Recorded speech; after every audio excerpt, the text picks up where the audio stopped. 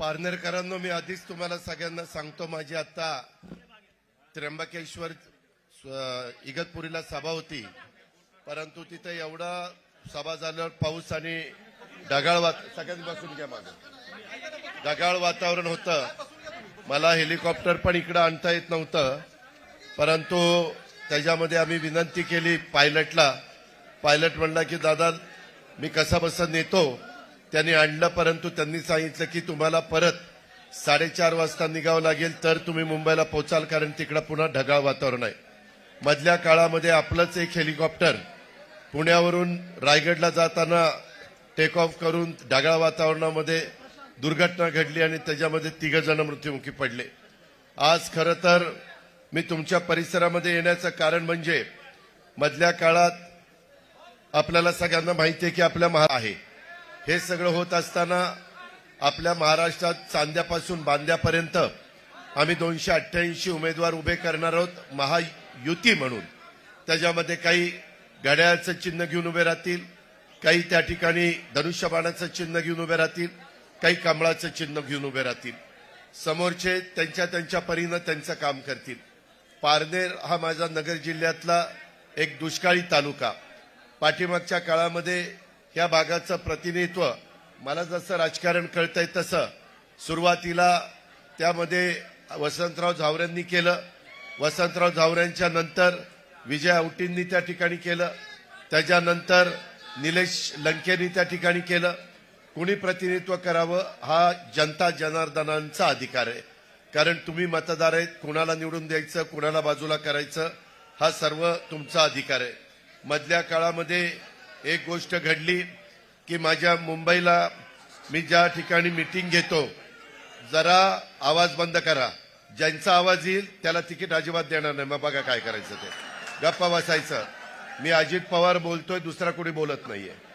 त्याच्यावर मलाही तुमचा उत्साह कळतोय.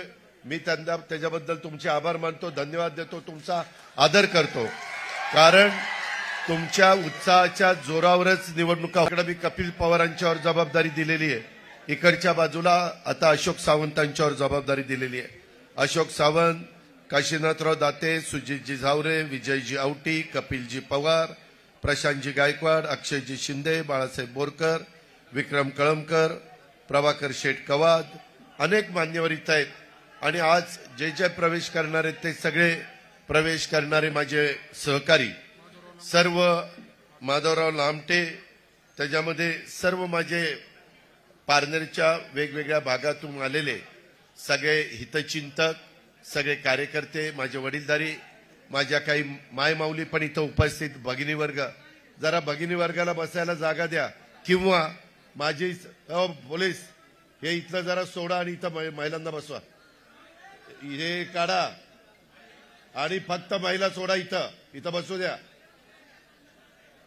हे काढायला किती वेळ लागतो? ते काय कात्री लावली तरी ते निघू शकतं. डिकले, हे डिकले, सिक्युरिटी कोण माझी, त्यांनी जावं आणि महिलांना इथं बसू द्या. शिर्डीच्या साईबाबाच्या चरणी सुरुवातीलाच मी नतमस्तक होतो. संगमेश्वर, त्र्यंबकेश्वर म्हणून ओळख असणाऱ्या माझ्या पारनेरमधील शिवमंदिराला देखील मी वंदन करतो. राज्य कारभाराचा प्रशासकीय गुणवैशिष्ट्याचा आदर्श निर्माण करणाऱ्या आपल्या चौंडीच्या जामखेड तालुक्यातल्या पुण्यश्लोक अहिल्यादेवी होळकर यांच्या कार्याचं देखील मी स्मरण करतो. त्यांना पण मी अभिवादन करतो. आज आपण सगळेजण इथं जमलोय त्याचं कारण लवकरच उमेदवारी अर्ज भरायला सुरुवात होणार आहे. 22-23 तारखेपासून महाराष्ट्रामध्ये निवडणुकीचा कार्यक्रम जाहीर झाला आहे. 20 नोव्हेंबरला दिवाळीच्या नंतर मतदान आहे, 23 तारखेला मतमोजणी आहे नोव्हेंबरला, आणि साधारण 26-27 तारखेपर्यंत नवीन मंत्रिमंडळ अस्तित्वात आलं पाहिजे, हा नियम आहे. एक इच्छा प्रदर्शित केली की दादा आम्हाला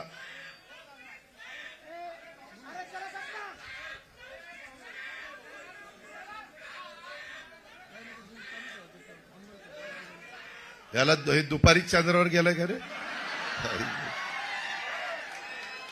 असं म्हटलं तर कसं रे आपलं व्हायचं. साधू संतांनी काय विचार सांगितलेले आहेत, तुकाराम महाराजांनी माऊलीनं काय सांगितलेलं आहे. ठीक आहे, हौसे नवसे गवसे असतात, आपल्याला आपलं काम करायचंय. मी आपल्याला सगळ्यांना हे सांगतो की मी या सगळ्यांशी चर्चा केली, या सगळ्यांना राष्ट्रवादी काँग्रेस पक्षामध्ये प्रवेश केलाय. त्याच्यामध्ये मी त्यांना सांगितलं की मी मेळाव्याच्या निमित्तानं येतो. पाठीमागच्या लोकसभेच्या निवडणुकीच्या निमित्तानं महाराष्ट्रामध्ये जो कौल मिळायला पाहिजे, दुर्दैवाने तो आम्हाला मिळाला नाही. महायुतीचे अनेक उमेदवार तिथं पराभूत झाले आणि महाविकास आघाडीचे निवडून आले. परंतु त्या काळामध्ये एक नरेटिव्ह सेट करण्याचा प्रयत्न केला. तो नरेटिव्ह असा होता की संविधान बदललं जाणार, आरक्षण काढलं जाणार, आपल्याला आता संधी मिळणार नाही. आदिवासी समाजामध्ये पण हा मेसेज गेला आणि माझ्या मागासवर्गीय समाजामध्ये देखील हा मेसेज गेला. आणि मी जाहीरपणे सांगायचो, वेगवेगळ्या भागामध्ये जाऊन सांगायचो की बाबांनो हे खोटं आहे, हे चुकीचं आहे, हा प्रचाराचा भाग आहे. घटनेचे शिल्पकार डॉक्टर बाबासाहेब आंबेडकरांनी दिलेलं संविधान जगातलं एक उत्तम संविधान आहे. आपला भारत देश एकसंघ ठेवण्याचं काम ह्या संविधानाने केलंय. सर्व धर्म समभाव ही एक प्रत्येकाला, शिवशाहू फुले आंबेडकरांच्या महाराष्ट्रामध्ये प्रत्येकाला जातीभेद न ठेवता प्रत्येकाचा मान सन्मान ठेवला जातो. ही आपली संस्कृती आहे. चव्हाण साहेब, यशवंतराव चव्हाण साहेब जे पहिले मुख्यमंत्री महाराष्ट्राचे झाले, त्यांनी आपल्याला शिकवण दिलेली. ही परंपरा आपण जतन केली पाहिजे.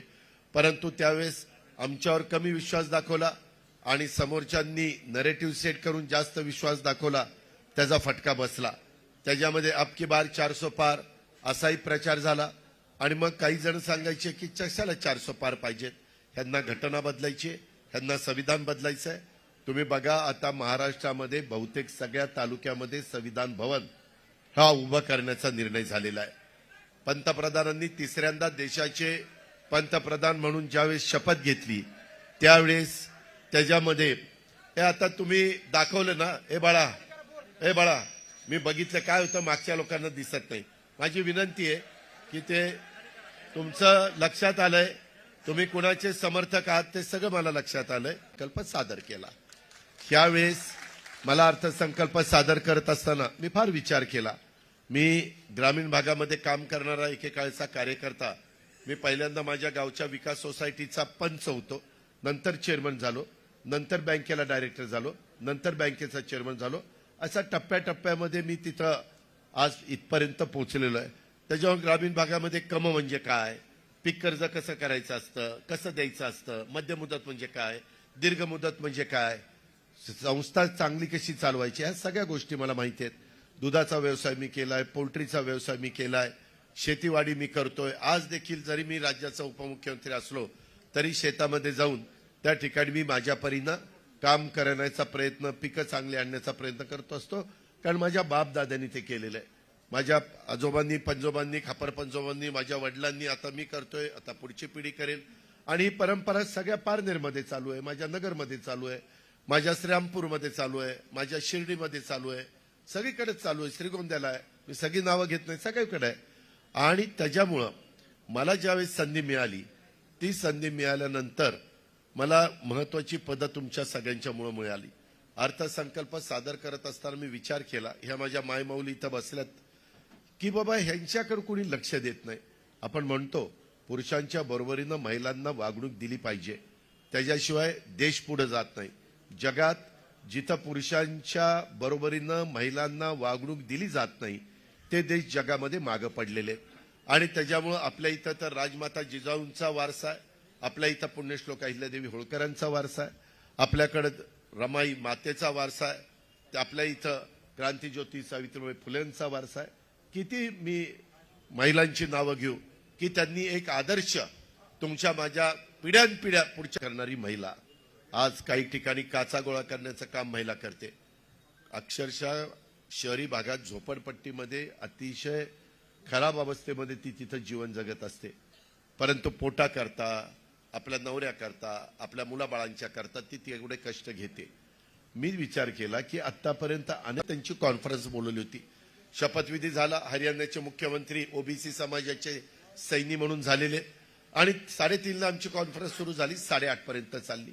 त्याच्यात राज्यामध्ये काय केलं पाहिजे, महिलांच्या करता काय करावं, युवा युवतींच्या करता काय करावं, बेरोजगारी कमी करण्याकरता काय करावं, परदेशी गुंतवणूक तुमच्या राज्यामध्ये येण्याच्या करता कसं वातावरण तुम्ही तयार केलं पाहिजे.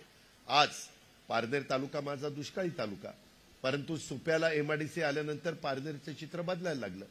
परंतु आज तिथं दहशत पण आहे, आज तिथं गुंडगिरी पण आहे, आज तिथं दादागिरी पण आहे.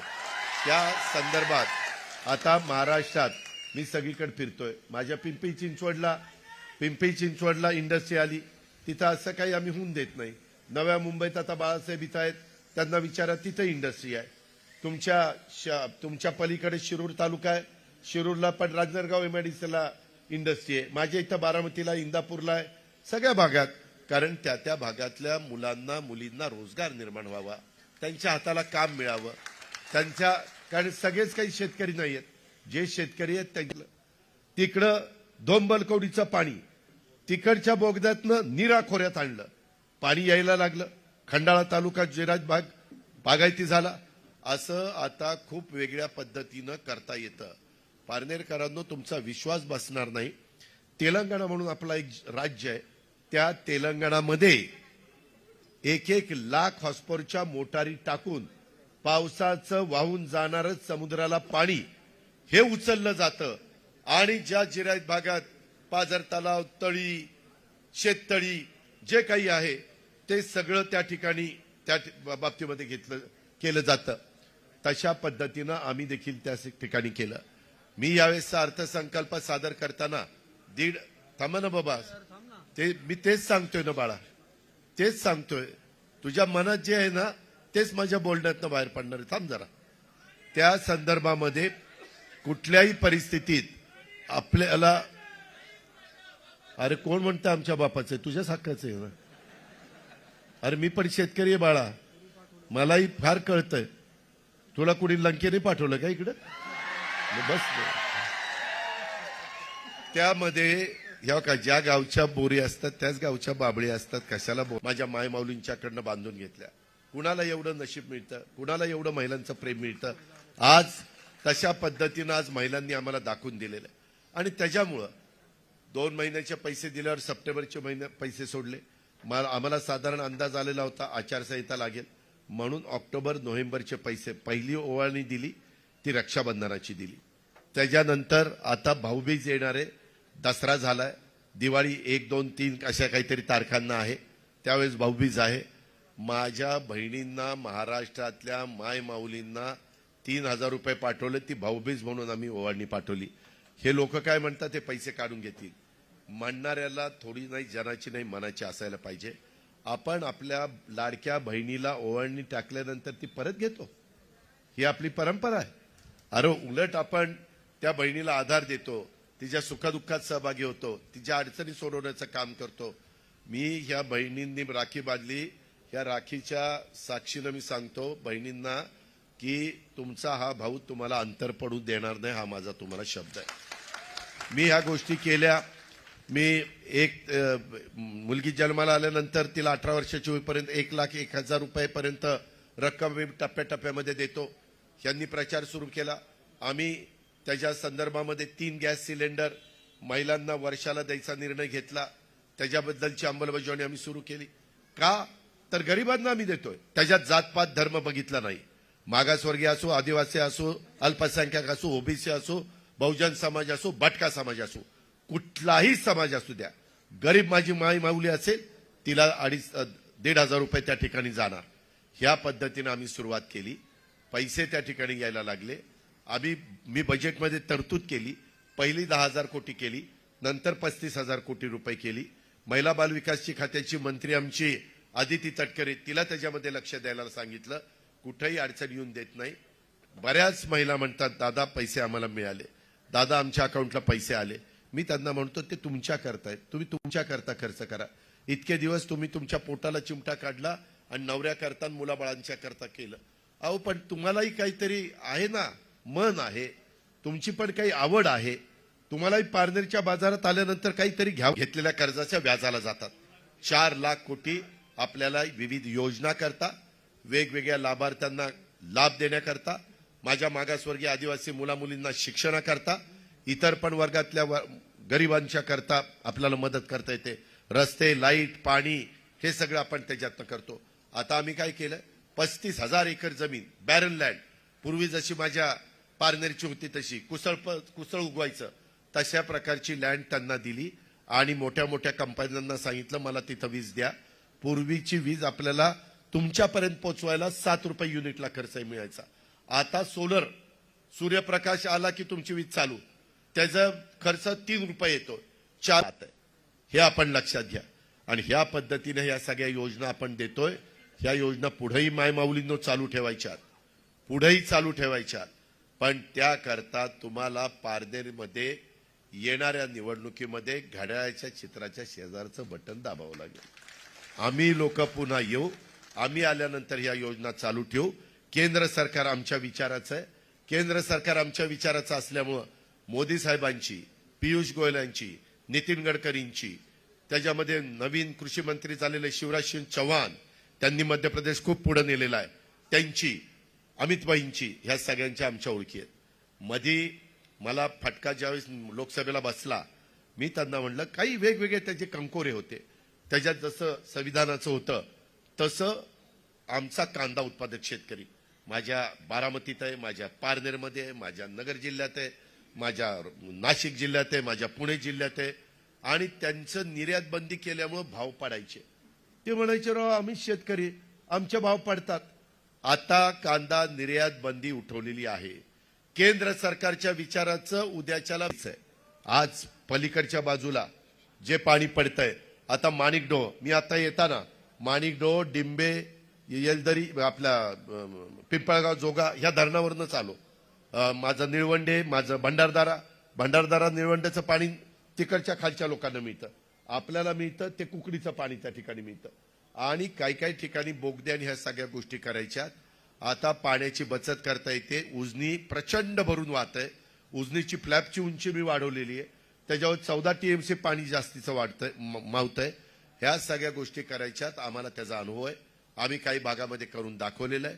आज पश्चिमेकडचं पाणी पूर्वेकडे आणण्याच्या करता आम्ही केंद्र सरकारशी बोललोय.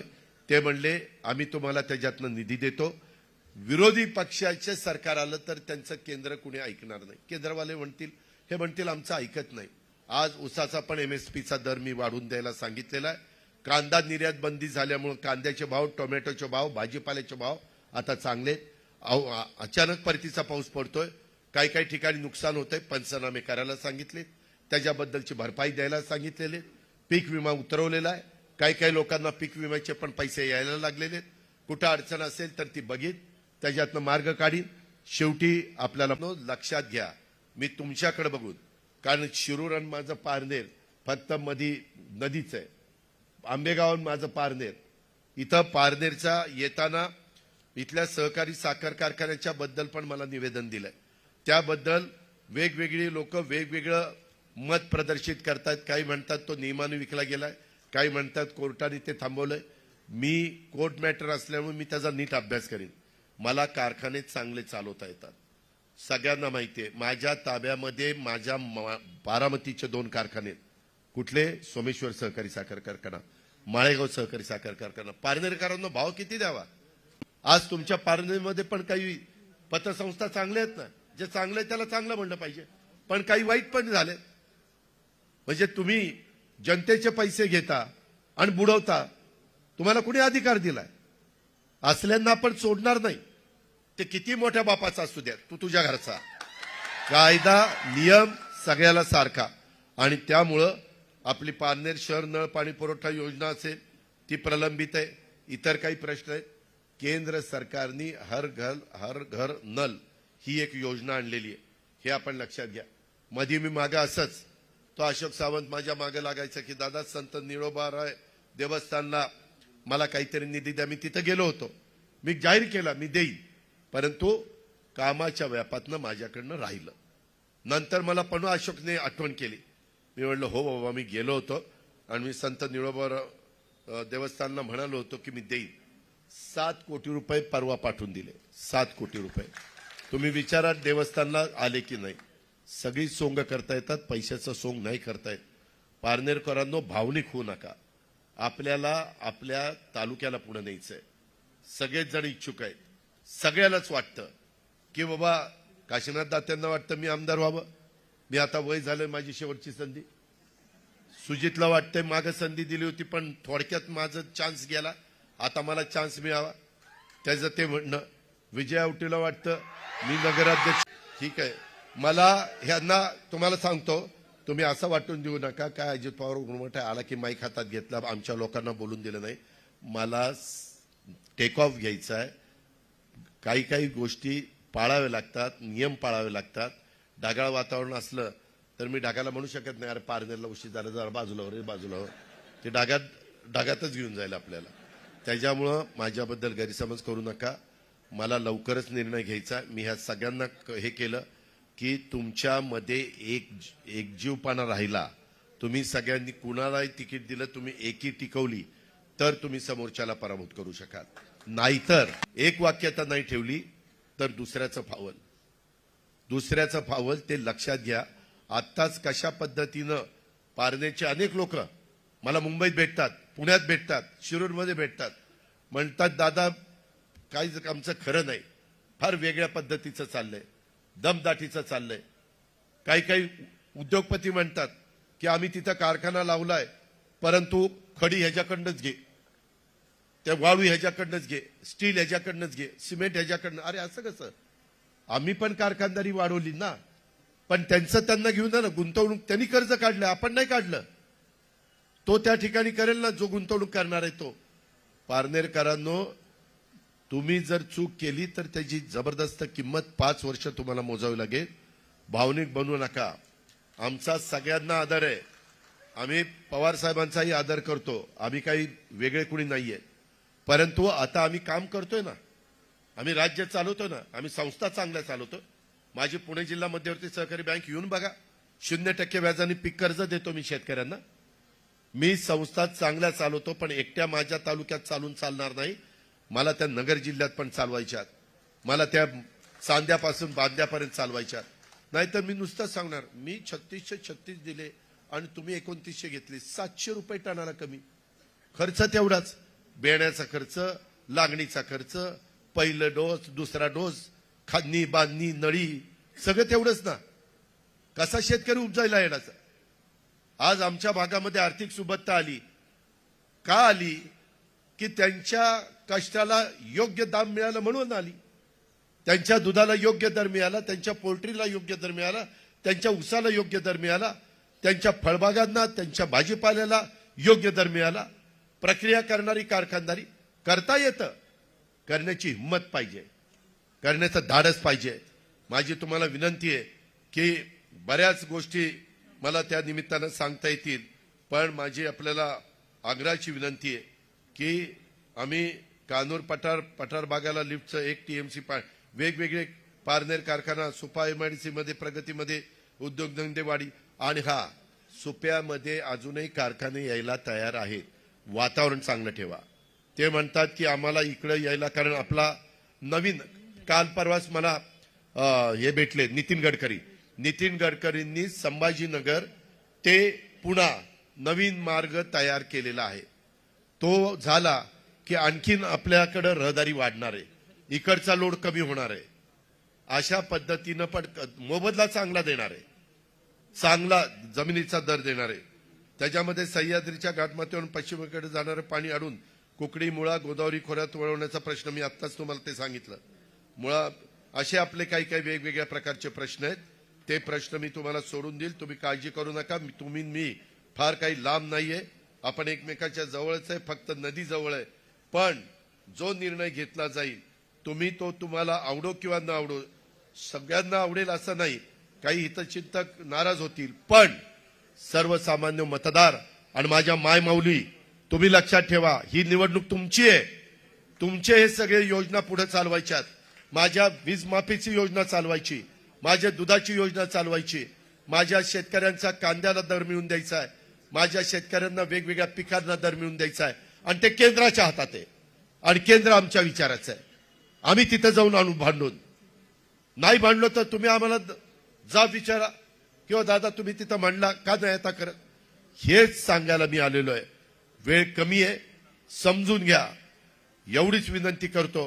पुन्हा फॉर्म भरण्याच्या निमित्तानं किंवा अजून एका सभेच्या निमित्तानं येईल, पण गाफील राहू नका, गाफील राहू नका, भावनिक होऊ नका.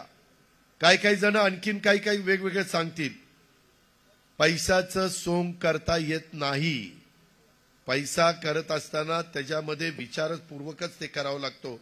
आज अतिशय कमी वेळेत मी तुम्हाला कळवल्यानंतर तुम्ही एवढ्या मोठ्या संख्येने इथं उपस्थित राहिलात त्याबद्दल आमचा अशोक सावंत असेल, विजयावटे असेल, माधवराव लामखडे असतील, काशीनाथराव दाते असतील, सुजित झावरे असतील, आमचे बाकीचे सगळे सहकारी असतील, प्रभाकर शेठ कवाद असतील, जे जे इथे मान्यवर आहेत सर्व मान्यवरांना मी धन्यवाद देतो.